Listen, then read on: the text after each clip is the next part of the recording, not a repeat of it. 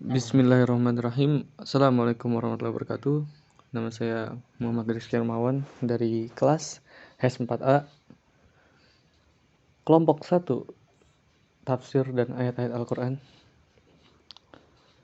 Di sini saya akan menjelaskan sedikit tentang ayat dan hadis mengenai harta. Dari referensi pertama saya, yaitu skripsi, disusun oleh Zakiyatul Munawarah, Program Studi Ilmu Al-Quran dan Tafsir Fakultas Usuluddin dan Filsafat Universitas Islam Negeri Sunan Ampel, Surabaya tahun 2019, yang berjudul Harta dan Hak Kepemilikan dalam Perspektif Al-Quran. Pengertian harta.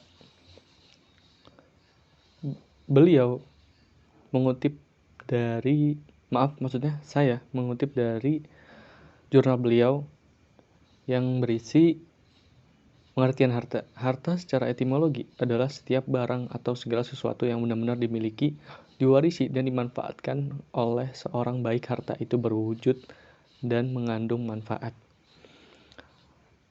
Beliau sendiri mengutip dari Imam Bukhari dan Siti Musfiqah, Sistem Ekonomi Islam, Surabaya, UIN Sunan Ampel, tahun 2014, halaman 109.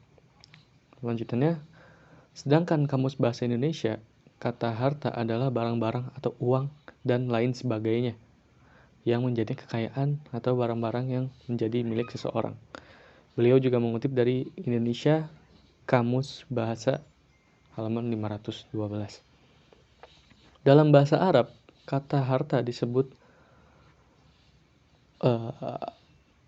maaf, sini saya tidak bisa membacakan Al-Qur'annya karena tidak ada tajwidnya. Berasal dari kata yang berarti condong, cenderung, dan miring. Manusia cenderung ingin memiliki dan menguasai harta. Di sini beliau juga mengutip dari Hendi Suhendi, Fikih Muamalah, Jakarta, Raja Wali Press, 2016, halaman 9.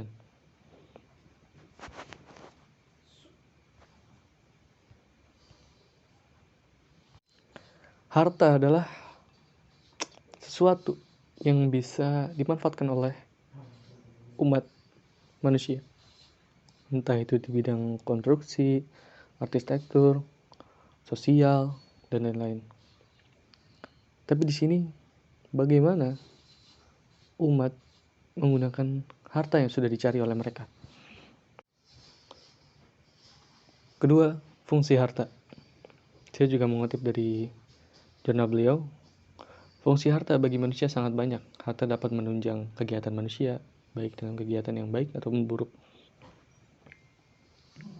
Oleh karena itu, manusia selalu berusaha untuk memiliki dan menguasainya. Tidak jarang dengan memakai beragam cara yang dilarang syariat dan ketetapan yang disepakati oleh manusia. Fungsi harta yang sesuai dengan syara antara lain adalah untuk menyempurnakan ibadah atau mahdah, seperti sholat memerlukan kain untuk menutup aurat, bekal untuk melaksanakan ibadah, haji, zakat, sedekah, hibah, dan lain sebagainya. Baiklah, sekilas tadi tentang pengertian harta. Contoh hadis dari Qullah Al-Ansariyah radhiyallahu anhu, beliau mengatakan, Rasulullah Shallallahu alaihi wasallam bersabda, "Inna rijalan yatakhawwa duna fima lillahi bighairi haqq. Falahumun naru yaumal qiyamah." Ada sejumlah orang yang membelanjakan harta Allah secara serampangan atau asal-asalan dengan cara yang tidak benar, maka untuk mereka neraka pada hari kiamat. Hadis riwayat Bukhari di kitab Fardul Kansi bab firman Allah, fa innallahi kumusahu, halaman 3118.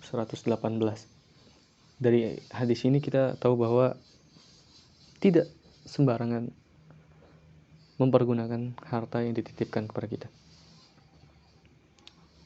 Apapun itu, janganlah sembarangan dalam membelikan atau membelanjakan harta kita untuk sesuatu yang tak pernah kita rencanakan atau tak pernah kita pikirkan untuk apa barang itu. Bahkan kita tidak pernah berpikir bahwa membelanjakan uang tersebut untuk menambah pahala-pahala kita. Yang kedua, dalil bahwa harta adalah ujian firman Allah surat At-Taqabun ayat 15. Innama walukum wa auladukum fitnatu. Sesungguhnya harta dan anakmu adalah ujian. Sesungguhnya Allah memberikanmu harta agar Anda dapat memanfaatkannya dan memberikan manfaat untuk orang lain sebagai nikmat dari Allah, dan harta adalah ujian agar nampak tindakanmu dalam harta ini, apakah kamu menggunakannya untuk suatu hal yang baik ataupun buruk. Dan dialah harta Allah Ta'ala. Allah Ta'ala juga berfirman, Watuhum mimma lillahilladzi atakum, dan berikan kepada mereka sebagian dari harta Allah yang telah Allah berikan kepada kalian. Surat An-Nur ayat 33. Dari satu penggalan hadis dan dua penggalan Al-Quran tadi yang saya jelaskan juga, itu saya kutip dari website muslimah.or.id. Dalam mencari harta juga diperlukan etika, seperti yang dijelaskan oleh jurnal Zakiyatul Munawarah, seperti yang saya kutip juga di awal tadi, harta dan hak pemilikan dalam perspektif Al-Quran oleh Zakiyatul Munawarah. Maaf, saya ulang agar lebih jelas.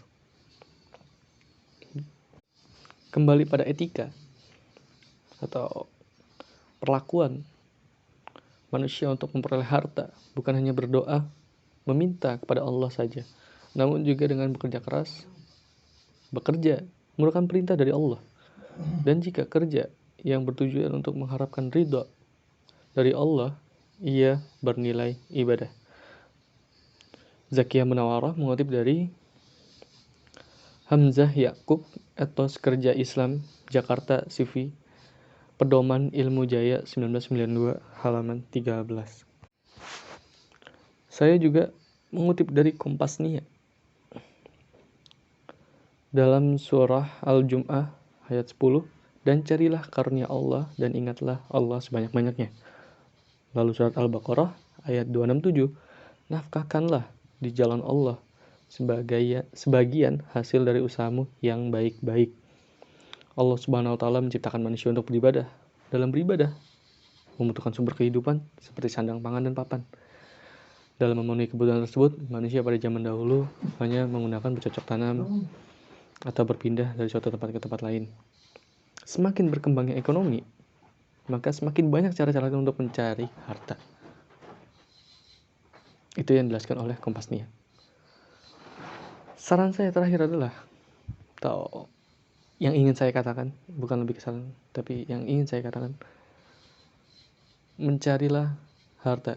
Jangan menemui harta dahulu, karena mencari itu adalah kata kerja.